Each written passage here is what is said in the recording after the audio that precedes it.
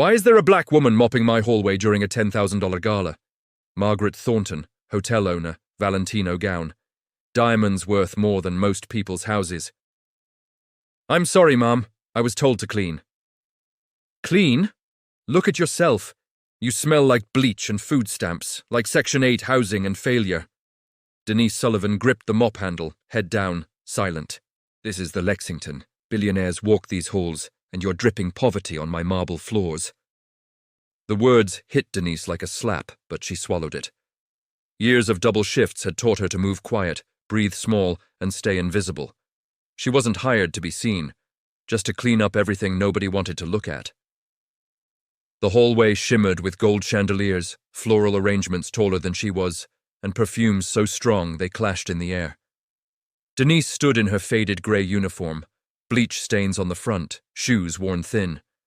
She pushed her mop bucket like she was steering a broken grocery cart, wheels squealing with every step.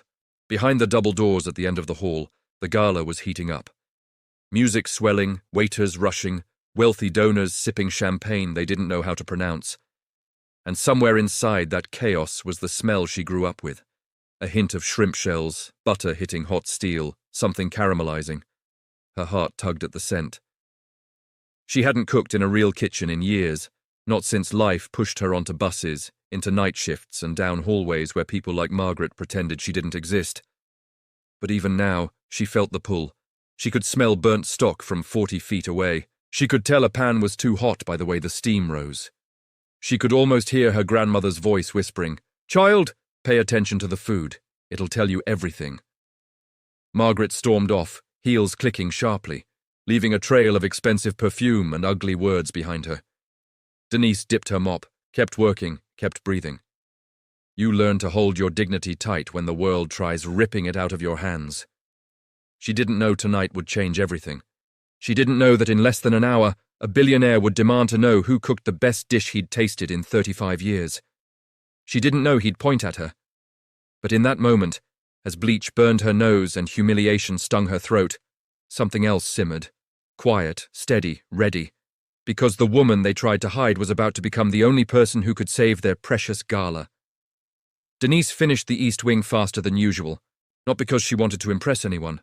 Nobody here cared if she scrubbed the floors with holy water, but because her son Elijah had a spelling test in the morning, and the buses ran slow after midnight.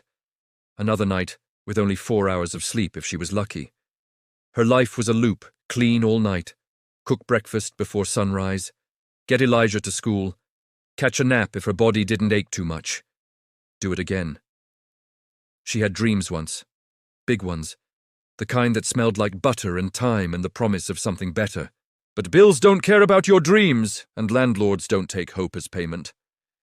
As she pushed the cart down the back corridor, she caught a glimpse through the small rectangular window of the kitchen door. Chefs in crisp whites moved like clockwork, shouting times, flipping pans, plating dishes so pretty they looked fake. Camera crews were setting up. Food Network was filming tonight. Denise watched, just for a heartbeat. At the main station, Chef Victoria Price was tasting a pot of golden bisque, her face twisting into frustration. She threw in more salt, shook her head. Denise whispered without meaning to, "Salt's not the problem, your stock's scorched."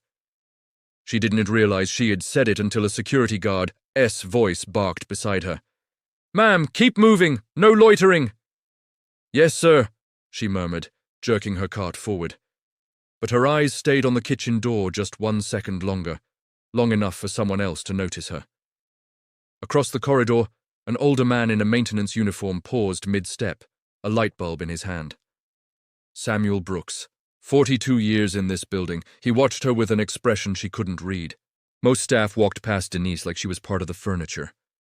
Samuel always nodded, always spoke, always saw her. Tonight, he was looking at her differently, thoughtful, almost hopeful. Before she could ask why, a crash echoed from inside the kitchen. Metal hitting tile, shouts, someone yelling, "The bisque! The whole pot, it's ruined!" Denise froze. Samuel's eyes locked with hers. He knew something. He knew she knew something. And as chaos exploded behind those kitchen doors, the woman with the mop, the woman they ignored, was about to become the only person who could fix a disaster worth millions. The shout inside the kitchen was loud enough to shake the hallway. Denise froze, mop still dripping. She heard pans clattering, frantic voices, and one long, agonized scream, Chef Victoria's. Inside the kitchen, a young prep cook, baby-faced, maybe early 20s, stood frozen beside a toppled stockpot. Boiling water still steamed across the floor. The copper pot that held 4 hours' worth of saffron lobster bisque lay on its side, its contents sliding down the drain like melted gold. Victoria clutched her head with both hands. "No, no, no! Do you understand what you've done?" The kid stammered something about tripping, about a loose cord, about being sorry. But the apology died in the air. There wasn't enough time left in the universe for another batch. Not for a dish that took hours, not minutes. Cameras swiveled.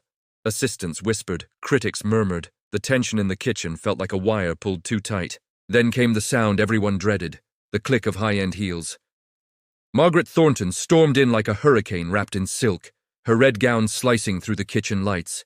She looked at the mess as if someone had spilled blood on her wedding dress. "What happened here?" Her voice was sharp enough to cut steel. Victoria swallowed hard. "The bisque, the main dish, it's gone.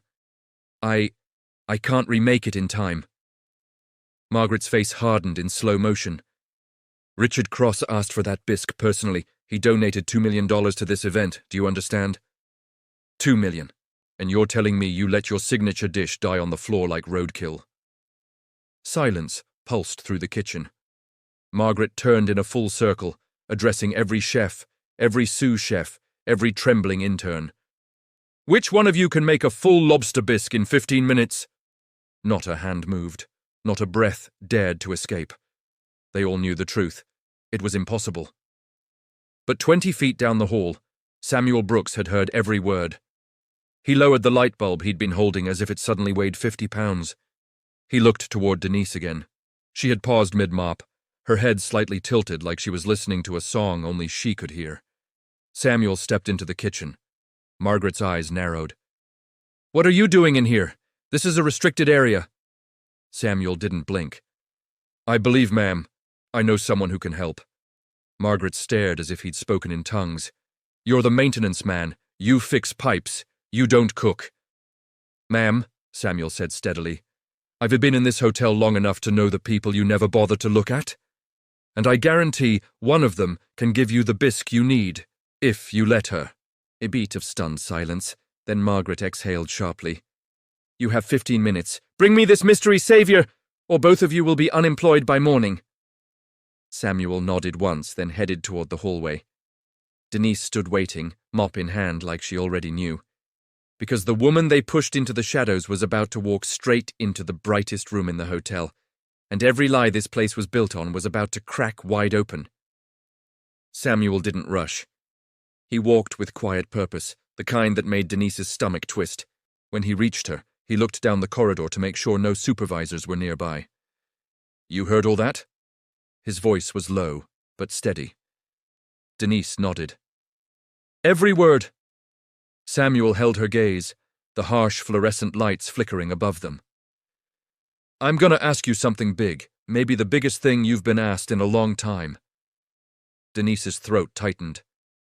"Samuel, I'm just the janitor. You ain't just anything," he cut in. "You got talent in your bones. I've watched you smell a dish through a closed door and tell me what's wrong with it. That ain't normal. That's a gift." She shook her head, eyes stinging. "Even if I could, they won't let me cook. You saw how Margaret talked to me." Samuel stepped closer. "Child, listen. Margaret Thornton don't know real talent if it crawled up and danced on her dining table. But you? You're your grandmother's blood, and I ain't forgotten what Ruby could do in a kitchen." The mention of her grandmother made Denise's knees weaken. "Samuel, how do you know about—" "Later," he said gently. "Right now, you got 14 minutes to save that fancy gala." She stared at the prep kitchen door. Inside were insults, humiliation, people who'd laughed at her uniform and treated her like furniture. For a moment, she felt small again. Then she remembered Elijah's crayon drawing tucked in her pocket. Best chef in the world. My mom. She inhaled shakily. What if I mess up? Samuel smiled. Not big, just real. You won't. Those hands were made for more than this mop. You got a gift, Denise. Don't let fear bury it. Her fingers loosened on the mop handle. Slowly, she set it down. Samuel opened the prep kitchen door with a nod. You ready? Denise stepped inside. Fluorescent lights. Stainless steel counters. Spices scattered everywhere, the remnants of a disaster waiting for salvation. She tied an apron around her waist. Her heartbeat steadied. Her breathing slowed. She whispered, Okay, Grandma. Guide me. And then her hands began to move. Because in the next few minutes, Denise Sullivan would create something no culinary school could teach. Something powerful enough to rewrite history and expose a truth this hotel had buried for 40 long years. The prep kitchen was barely the size of a walk-in closet, cramped, dim, and forgotten. A single flickering fluorescent bulb buzzed above Denise, casting everything in a tired yellow glow. But Denise didn't flinch. She'd cooked in smaller spaces, hotter ones, poorer ones. Samuel shut the door behind them and positioned himself like a guard, blocking the window so no curious sous chef could spot what was happening. Denise scanned the shelves, shrimp shells the kitchen had tossed earlier, a lonely lobster tail left from prep, basic aromatics, heavy cream, brandy, common spices. Nothing close to what a classic French bisque called for. But Denise smiled, just a little. Because real cooks learn early. It's never about having everything. It's about knowing what to do with almost nothing. She grabbed the shrimp shells and dropped them into a screaming hot pan with butter and a dollop of tomato paste. The sizzle cracked like fireworks. The smell, sweet, briny, deep, rose up instantly. Samuel inhaled sharply. Lord have mercy, you move just like Ruby used to. Denise kept working. Grandma always said, she murmured, the color is where the flavor lives. The shells darkened to a deep amber, almost burnt on purpose. Next came the brandy. She poured it. Flames shot up toward the ceiling, orange, blue, fierce. She didn't jump, she didn't blink. She stared right into the fire like she'd been born in front of a stove. When the flames faded, she added white wine, thyme, bay leaf. The kitchen filled with rising steam, carrying notes so rich it tasted like memory. Then she turned to the cream, warming it first, gently.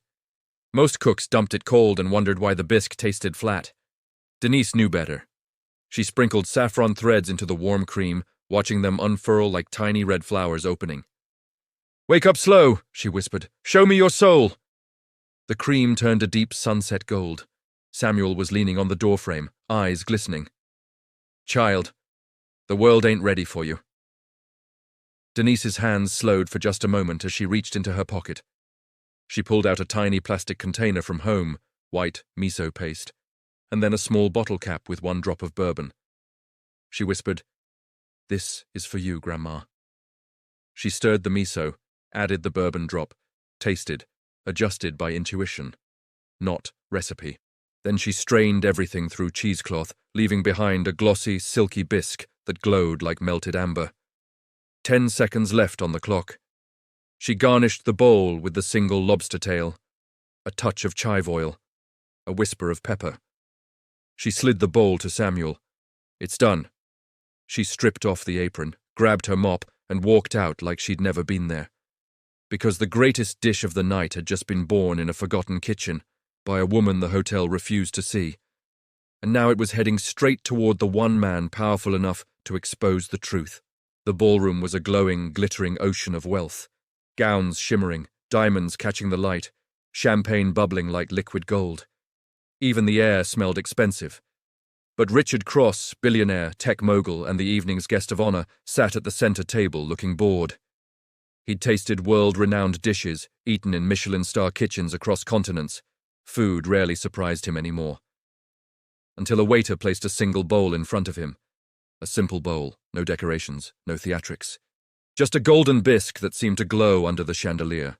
Your special request, Mr. Cross, Victoria said, forcing a smile she hadn't earned. Richard barely nodded. He lifted the spoon lazily and froze mid-motion. The aroma hit him before the flavor did. Shrimp shells charred just right. Saffron bloomed slow, a note of miso so subtle it hummed. A depth that didn't belong in luxury kitchens, it belonged in childhood kitchens. He brought the spoon to his lips. One sip. His entire world stopped. Richard's eyes widened, then softened, then filled with something dangerously close to emotion. His hand trembled slightly as he took another sip, and another. He set the spoon down gently, almost reverently. "This," he whispered. Victoria stood straighter, trying to own it. "It's my signature." Richard cut her off quietly but firmly. No, it's not." The table fell silent. Richard leaned forward, studying the bowl like it was telling him a story. "There's miso in here? Bourbon. Someone charred the shells. Most chefs are too scared to do that. This dish tastes like something I haven't had since I was a boy." His voice shook. "My grandmother made food like this. This soul." Victoria's face drained of color. At the far end of the table, Chef Jean-Pierre Laurent asked for a taste. One sip, and he froze too. "Mon Dieu," he whispered. "This is not French cooking. This is jazz, improvisation, memory." He pointed at Victoria. "You did not make this." The entire room stirred, phones lifted, eyes narrowed. A truth was unfolding. Richard stood up slowly. "Who made this?" His voice cut through the room like a blade. Victoria opened her mouth to lie, but something in Richard's eyes made her stop cold. Silence spread like wildfire. In the service corridor, Denise kept mopping the floor she'd always been assigned, completely unaware that the taste of her grandmother's legacy was unraveling decades of lies inside that ballroom. Because the next word spoken would blow open the doors of the Lexington and drag every buried secret into the light. Victoria felt the room closing in, phones recording, chefs staring, the billionaire's gaze burning straight through her. She forced a smile so stiff it looked painful. "Of course I made it, Mr. Cross. My team assisted, but—" "No," Richard said sharply. "The hands that made this are not yours." The entire ballroom quieted.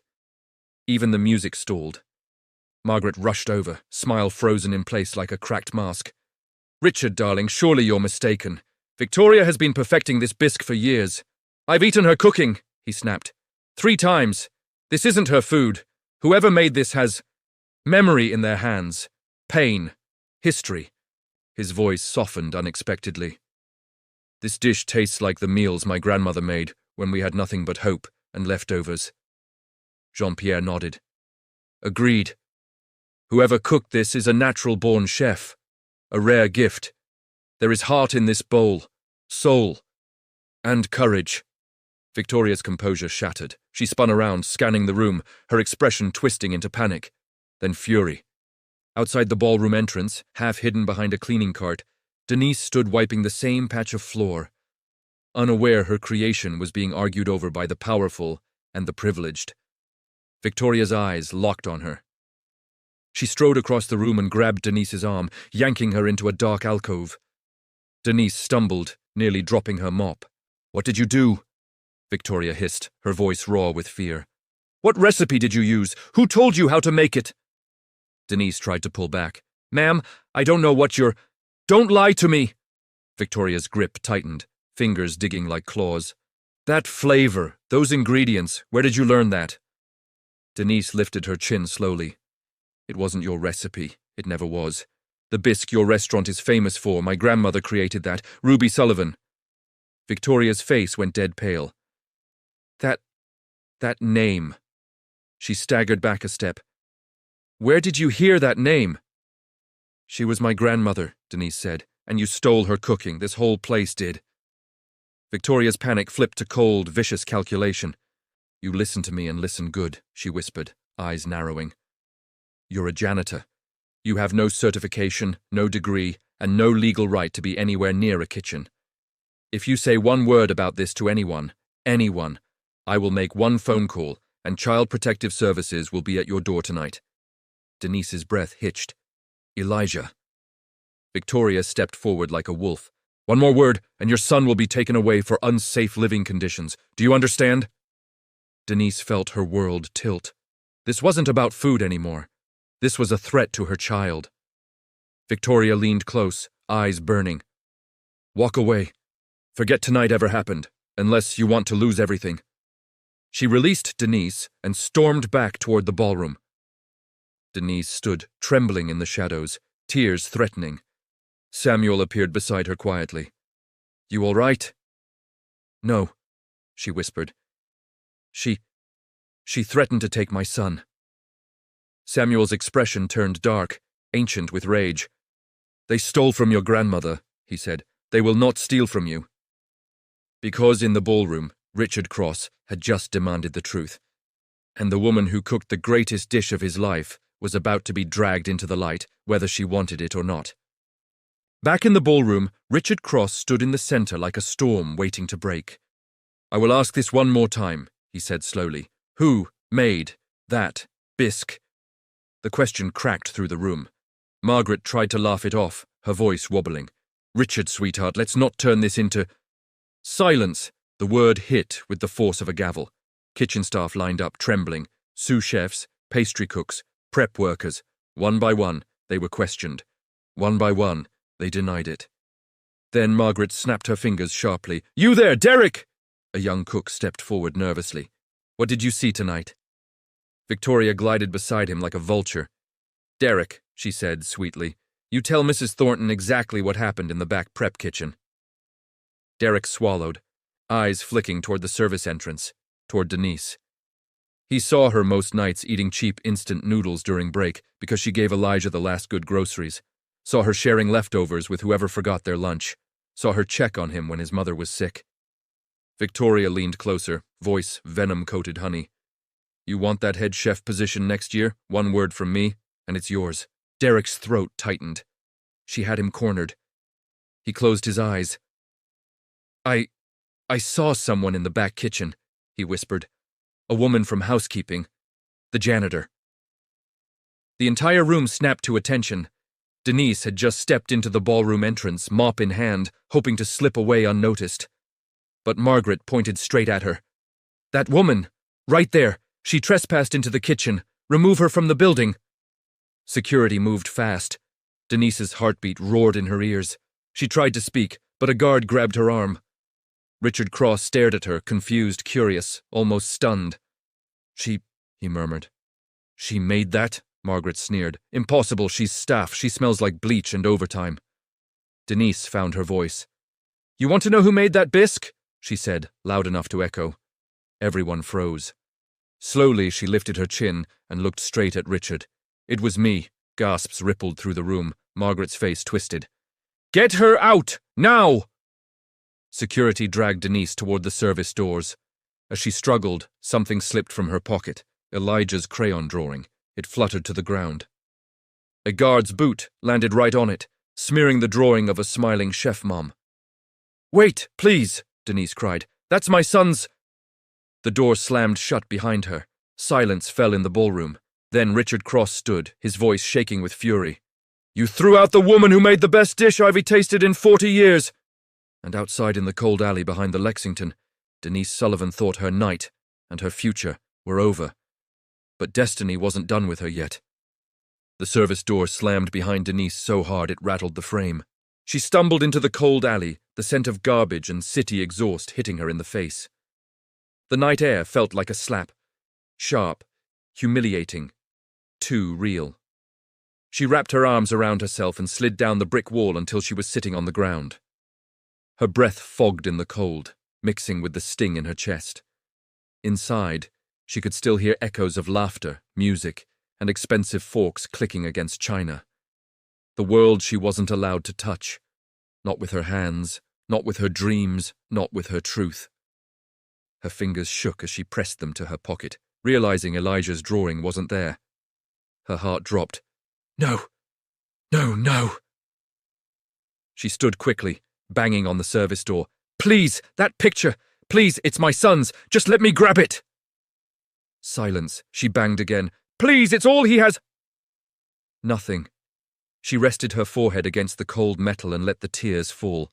They came hot, bitter, and unstoppable. Years of swallowing humiliation, of shrinking herself, of pretending she didn't hear the snide comments. Every insult she'd endured poured out of her in one long, shaking breath.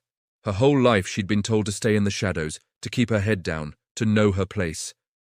But tonight, for the first time, she'd stepped out of that place, and they'd crushed her back down like she was dirt on their shoes. Behind her, garbage cans clanged as a stray cat knocked something over. Somewhere nearby, a siren wailed. The city kept moving, uncaring, relentless. She sank back to the ground, pulled her knees close and buried her face in her arms. All she could think about was Elijah, his smile, his laughter. His crayon sketch of her wearing a chef hat she'd never been allowed to earn. She whispered, voice cracking, "I'm trying, baby. I'm trying so hard." Inside the hotel, unseen by her, Samuel Brooks picked up the crushed drawing from the ballroom floor. The boot prints smeared across it made his stomach twist. He held it gently, as if it was something sacred. He reached into his locker, hands trembling. Behind an old uniform, wrapped in a cloth older than most employees there, he pulled out Ruby Sullivan's original recipe book. He stared at the handwriting, Ruby's handwriting, and made a decision he should have made decades ago. Tonight was the night the truth would come out. Because while Denise cried alone in the darkness, the man who knew the hotel's deepest secret was about to step into the light and reveal everything they had stolen. Back in the ballroom, the tension was thick enough to slice with a dull knife.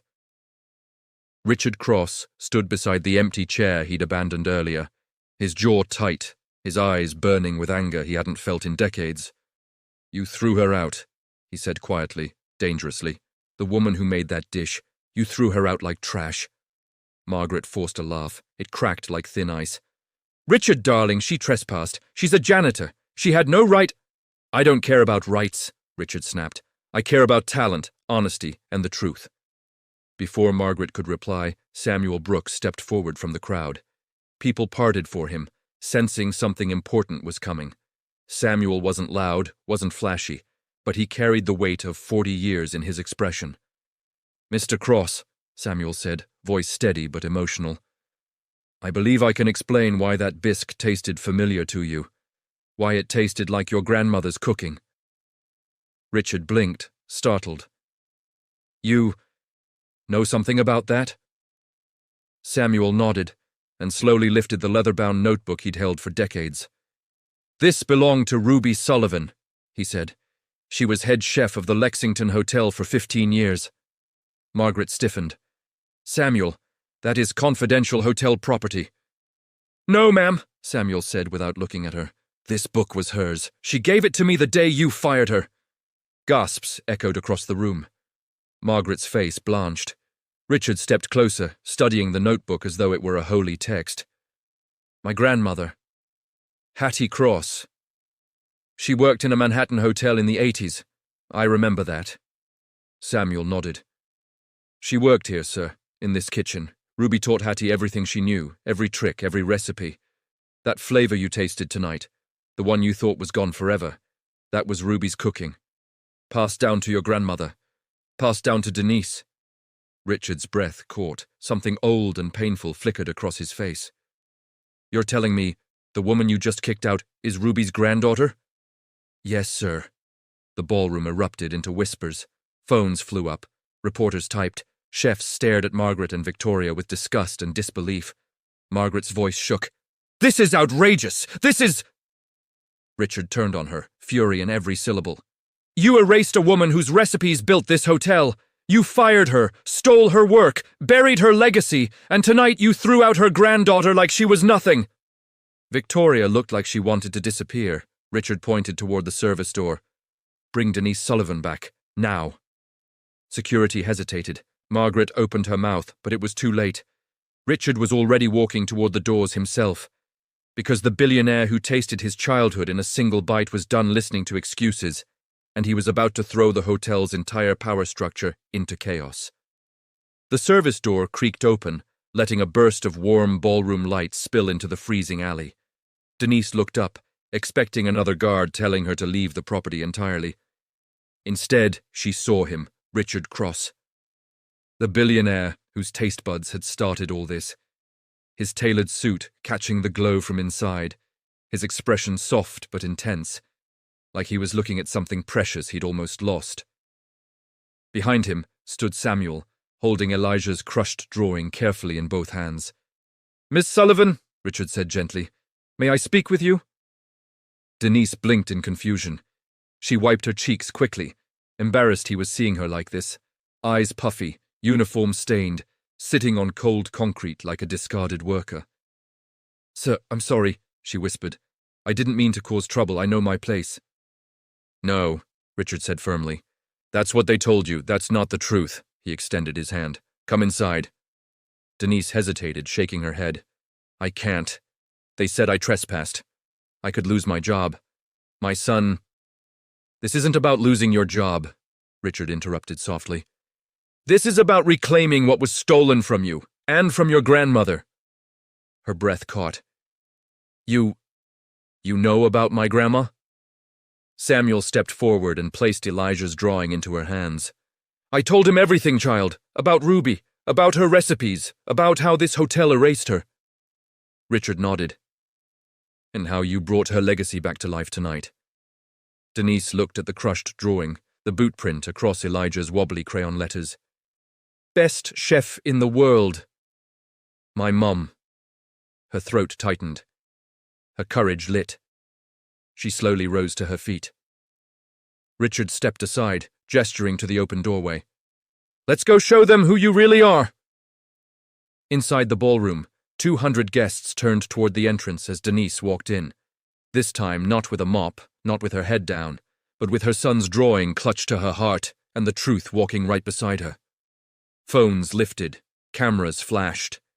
Whispers rippled through the room like a wave. Margaret's smile evaporated, Victoria's face drained of color. Richard addressed the entire room, his voice carrying authority that shook the chandeliers. "This woman," he said, motioning to Denise, "is the chef responsible for the greatest dish I've tasted in 40 years, and she is the granddaughter of Ruby Sullivan, the real architect of the Lexington's legendary recipes." Gasps echoed through the hall. Margaret tried to interject. "Richard, let's not exaggerate." "Enough," he snapped. "You fired Ruby, you stole her recipes, you tried to bury her name. And 5 minutes ago you tried to throw her granddaughter into the street." Silence strangled the room. Denise's hands trembled, but her chin stayed high, because the woman they mocked, ignored, and erased was about to step into the center of the Lexington. And this time, the spotlight belonged to her. The ballroom's crystal chandeliers flickered as though the building itself knew something historic was happening. Denise stood in the center, surrounded by chefs who'd once dismissed her, guests who'd never noticed her, and management who wished she'd stayed invisible. Richard stepped aside, giving her the floor. Denise took a breath, steadying herself. She wasn't a public speaker, she wasn't used to eyes on her, she wasn't trained for this moment. But she wasn't speaking for herself tonight. She was speaking for Ruby.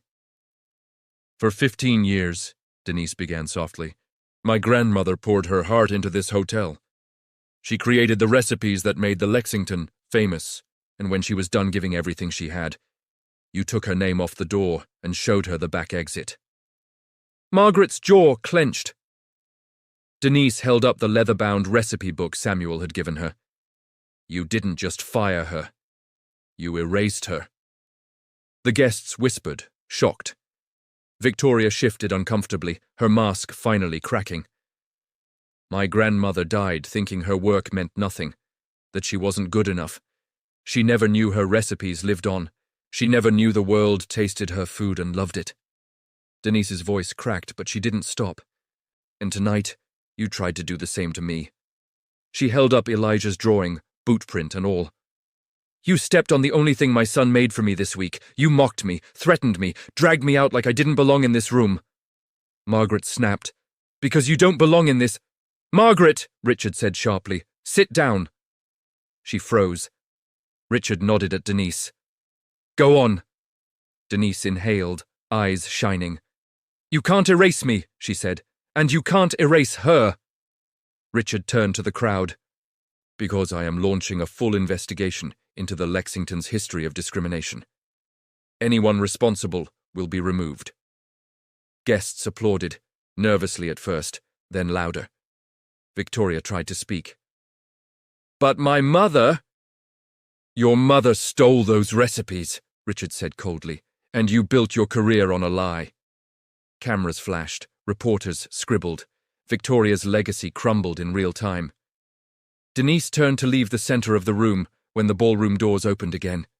A small figure ran toward her, Elijah, eyes wide, pajamas under his winter coat. "Mama!" Denise dropped to her knees as he barreled into her arms. She held him tight, sobbing into his hair. The room erupted into applause. Richard smiled softly. "Miss Sullivan, I'd like you to cook one more dish for us tonight.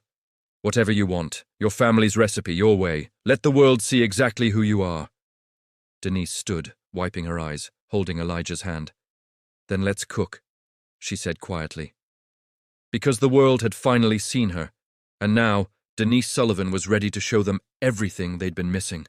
The kitchen, once a battleground where Denise was never allowed to stand, fell into stunned silence as she stepped inside with Elijah at her side.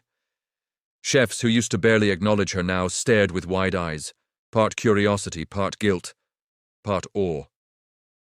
Samuel walked in behind her, placing Ruby's recipe book on the counter like a sacred relic. "Go on, child," he said softly. "This kitchen owes you." For a moment, Denise simply stood still, breathing in the familiar smells. Garlic searing, butter melting, pans clanging, timers chiming. She remembered watching her grandmother cook, standing on a cracked stool, trying to peek over the stove while Ruby joked, "Keep watching, baby girl. One day these hands will pay your bills." Denise smiled through a fresh wave of emotion. Elijah tugged on her apron.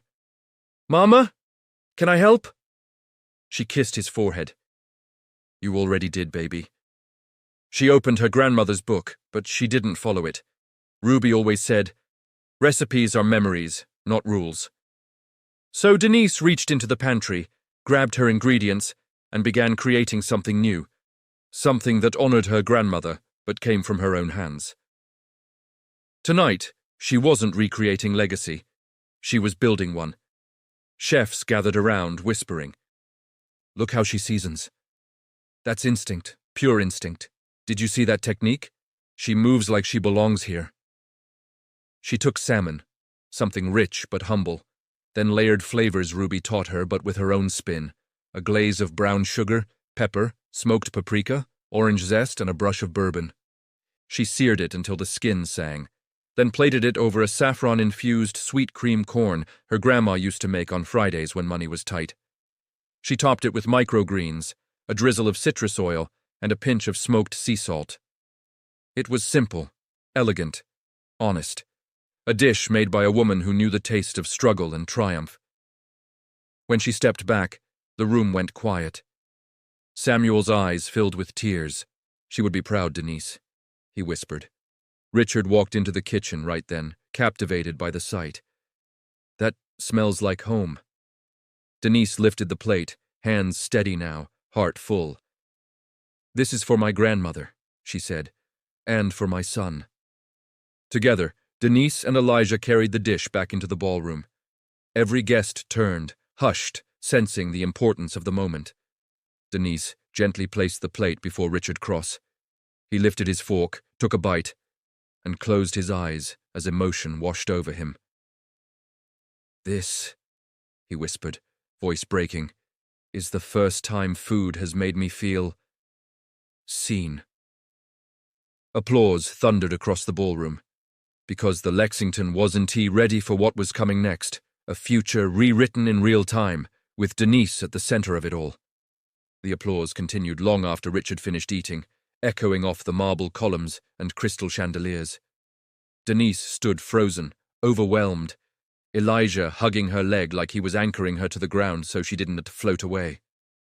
Margaret and Victoria hovered in the corner, pale and trembling, their empire of lies collapsing piece by piece. Richard raised his hand, calling for silence. Ladies and gentlemen, he said, you have just tasted brilliance, authentic brilliance, not borrowed, stolen, or bought. All eyes turned toward Denise. A hotel, he continued, is only as great as the people who build its legacy. And for decades, the Lexington has benefited off the work of a woman it refused to acknowledge. He glanced at Samuel. At women it refused to acknowledge. Richard stepped beside Denise, offering her the spotlight. I cannot change the past, he said, but I can correct the future. He turned to the guests. To honor Ruby Sullivan, I will establish the Sullivan Culinary Scholarship for underrepresented young chefs, fully funded, full ride, every year. The room erupted in applause. Richard then faced Denise fully. And starting tonight, Miss Sullivan, I would like to offer you a position as the Lexington's executive culinary creator to design, teach, and build your own menu rooted in your family's history. The crowd gasped again. Denise's eyes widened. Sir, I've never been to culinary school. I don't have the uniform or... Richard shook his head. You have something training can't teach. Soul, vision, legacy, and I'd be honored to have your food represent this hotel. Tears flooded her eyes. Mama, Elijah whispered, you're a real chef now. She laughed through her tears, hugging him tight. I guess I am. Margaret stepped forward, voice cracking. Richard, you can't just... You're fired, he said without looking at her, and so is Victoria. Theft has no place here. Security moved in immediately. Guests applauded louder. Victoria burst into tears as she was escorted out, the world she'd built on lies collapsing. Denise turned to Samuel. You kept Grandma's book all these years? He nodded. She asked me to give it to the right person when the time came. I just didn't know the right person would be her own granddaughter. She hugged him tightly, gratitude shaking her shoulders. Richard approached again. One more thing. He gestured at the Ballroom S grand mural wall, the one displaying the Lexington S founding recipes with all the wrong names attached. The renovation team will begin tomorrow, he said. Every misattributed recipe will be corrected. Ruby Sullivan's name will stand where it belongs. For the first time in her life, Denise felt her grandmother standing beside her. She held Elijah's drawing, bootprint and all, pressed it to her chest and whispered, We made it, Grandma. The crowd rose to their feet in a standing ovation. And under the bright lights of the Lexington Hotel, the same place that once tried to erase her, Denise Sullivan finally stepped into her rightful place, not as a janitor, but as the woman whose story would rewrite the future of the very walls that once denied her. As Denise stepped into her new life, she had no idea another young black girl, thousands of miles away, was facing her own fight for dignity at 30,000 feet. A flight attendant had just called the cops on her in first class, and everything changed when her father walked onto the plane. If you want to hear more stories of a black girl like this, make sure you subscribe and press bell icon. More powerful stories are coming.